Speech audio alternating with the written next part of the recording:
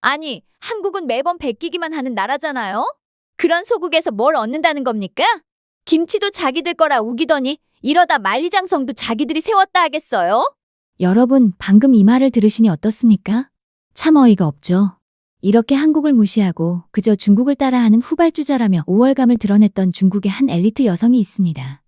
한국의 코를 납작하게 해주겠다 자신만만하게 한국을 방문했지만 그녀는 아주 짧은 시간 만에 자신의 모든 확신과 오만이 무너지는 경험을 하게 됩니다. 오늘의 이야기는 중국 상하이의 엘리트 리우메이의 이야기입니다. 제 이름은 리우메이. 상하이 토박이로 32년간 중국이 세계의 중심이다라는 말을 들으며 자랐습니다. 컴퓨터 공학을 전공하고 지금은 IT 스타트업 창업을 준비 중인데 제 아이디어와 기술력은 이미 중국에서 큰 주목을 받고 있었죠. 자부심이 대단했습니다. 이런 자신감으로 한중 스타트업 교류 프로그램에 참가하기로 했습니다. 하지만 솔직히 말해서 저는 한국 팀에게 배울 게 전혀 없다고 생각했습니다. 제 머릿속의 한국은 그저 중국이 만든 기술을 따라하는 후발주자일 뿐이었거든요. 배울 건 없고 오히려 내 기술만 뽐내다 오겠네? 저는 제 능력을 보여주고 세계 시장으로 나갈 발판을 만들고 싶었습니다. 그리고 드디어 프로그램이 열리는 서울 땅을 밟았습니다. 그런데 공항에 발을 디딘 그 순간부터 뭔가가 이상했습니다. 공항은 놀랄 만큼 깨끗하고 효율적이었습니다. 전광판은 매끄럽게 돌아가고 사람들이 쓰는 자동화 시스템은 제가 예상했던 것보다 훨씬 정교해 보였습니다. 저는 애써 고개를 저었습니다. 겉만 번지르르 한 거겠지? 이런 건 보여주기식의 가능성이 커. 하지만 택시를 타고 서울 시내로 들어서자 눈앞에 펼쳐진 풍경은 더 큰 충격을 주었습니다. 유리로 반짝이는 고층 빌딩들, 한강을 따라 이어진 깔끔한 도로, 그리고 너무나 정돈된 교통 흐름. 솔직히 당황스러웠습니다. 제가 알던 한국은 이런 모습이 아니었거든요. 저도 모르게 혼잣말이 튀어나왔습니다. 한국이 이렇게 발전했단 말이야? 하지만 저는 곧바로 이 충격을 부정했습니다. 겉모습만 그럴듯한 거겠지? 저런 디지털 간판이나 인프라. 결국 다 중국 기술 베껴서 만든 거 아니겠어? 자본도 기술도 중국에 앞서 있으니까. 스스로 그렇게 되뇌면서도 이 묘한 기분은 사라지지 않았습니다. 컨퍼런스 룸에 도착하자 깔끔한 정장 차림의 한국 참가자들이 환영 인사를 준비하고 있었습니다. 그들이 다정하게 미소 지으며 다가오자 저는 속으로 비웃었습니다. 역시 예의만 차리는 나라네. 실속은 하나도 없을 거야. 제 차례가 되어 자기소개를 할 때 저는 일부러 더 강렬하게 말했습니다. 안녕하세요. 리우메이입니다. 중국은 세계에서 가장 빠르게 성장하는 기술 강국입니다. 우리 팀은 이미 인공지능과 빅데이터 기술로 시장에 주목을 받고 있죠. 여러분께 보여드릴 것이 많을 겁니다. 제 말을 듣는 한국 참가자들은 그저 조용히 고개를 끄덕이며 경청할 뿐이었습니다. 역시 우리를 부러워하겠지. 그렇게 생각했습니다. 그날 저녁 첫 워크숍이 열렸습니다. 한국 팀 중 한 명이 첫 발표를 맡았죠. 저는 어차피 뻔한 이야기일 것이라며 관심을 두지 않았습니다. 그런데 발표가 진행될수록 의아해졌습니다. 발표자는 복잡한 기술 용어를 남발하지 않았습니다. 대신 어떻게 사용자 중심으로 문제를 해결했는지, 고객의 피드백을 어떻게 빠르게 반영했는지를 구체적으로 설명했습니다. 기술이 아무리 뛰어나도 사용자가 이해 못하면 무의미합니다. 우리는 기술을 어떻게 단순화할 수 있을지 항상 고민합니다.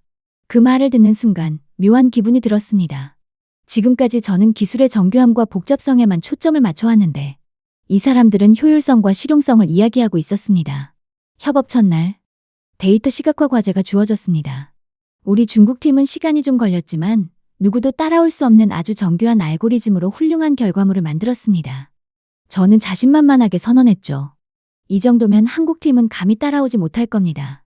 그런데 반대편의 한국팀 작업이 이상하리만큼 빠른 겁니다. 그들은 단 몇 번의 클릭만으로 데이터를 정리하더니 아주 간단하지만 직관적인 그래프를 화면에 띄웠습니다.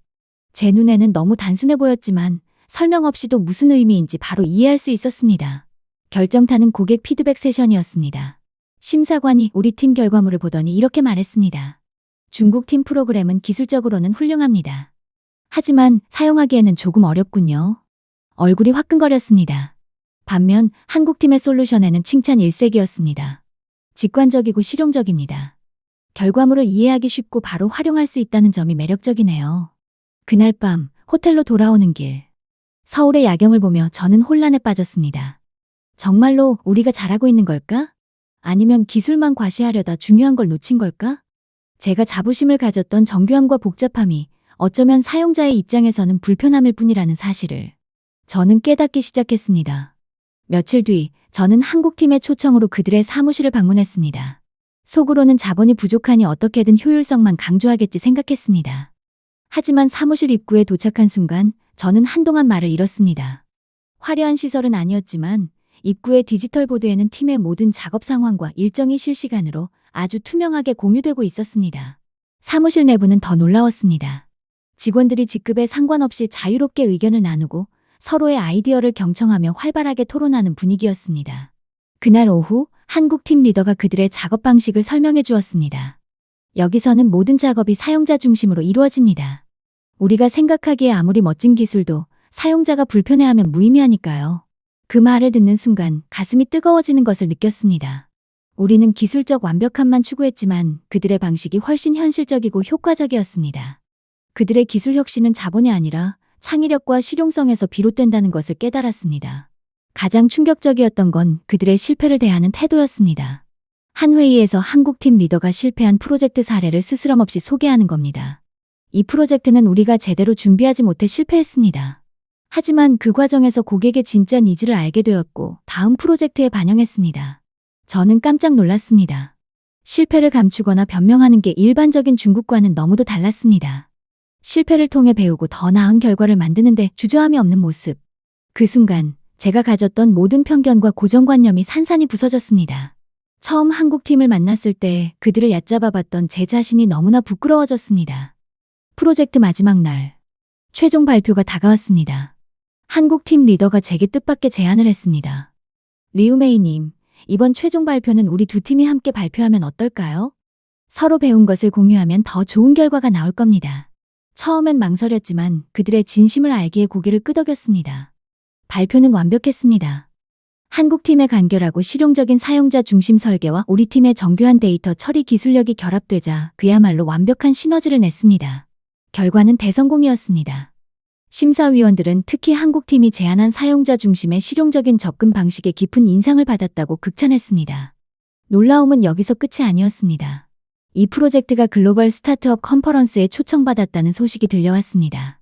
세계 유수의 언론들이 한국팀의 접근 방식을 대서특필하며 인터뷰 요청이 쇄도했습니다. 한 해외 언론은 이렇게 평했습니다. 한국팀이 보여준 창의적인 문제 해결 방식은 전 세계 스타트업이 본받아야 할 모델이다. 그날 밤 한강이 보이는 루프탑 파티에서 저는 한국팀 리더에게 솔직한 마음을 고백했습니다. 처음엔 당신들을 과소평가했습니다. 하지만 지금은 제 모든 편견이 너무나 부끄럽습니다. 당신들의 창의력, 실용성 그리고 무엇보다 사용자 중심의 사고방식 정말 많은 것을 배웠습니다. 한국을 떠나기 전날 한국팀 리더가 작은 선물을 건넸습니다. 한국 전통 문양이 새겨진 노트였습니다. 리우메이님의 새로운 도전에 큰 도움이 되었으면 좋겠습니다. 그 말을 듣는 순간 저는 울컥했습니다. 처음 한국에 왔을 때 그 오만하고 편견으로 가득 찼던 저는 이제 온데간데 없었습니다. 한국의 방식과 철학에 깊이 감동하며 진정한 배움을 갈망하는 저만이 남아있었습니다. 중국으로 돌아간 저는 한국에서 배운 사용자 중심의 철학을 제 사업에 녹여냈고 마침내 성공적으로 스타트업을 출시했습니다. 저는 이제 한국을 경쟁자가 아닌 배울 점이 많은 선두주자로 진심으로 존경하게 되었습니다. 저는 제 경험을 통해 깨달았습니다. 진정한 성장은 내가 틀렸을 가능성을 인정하고 새로운 시각을 받아들이는 데서 시작된다는 것을요. 그리고 그 첫걸음을 한국에서 배울 수 있었던 건 제 인생에서 가장 큰 행운 중 하나였습니다.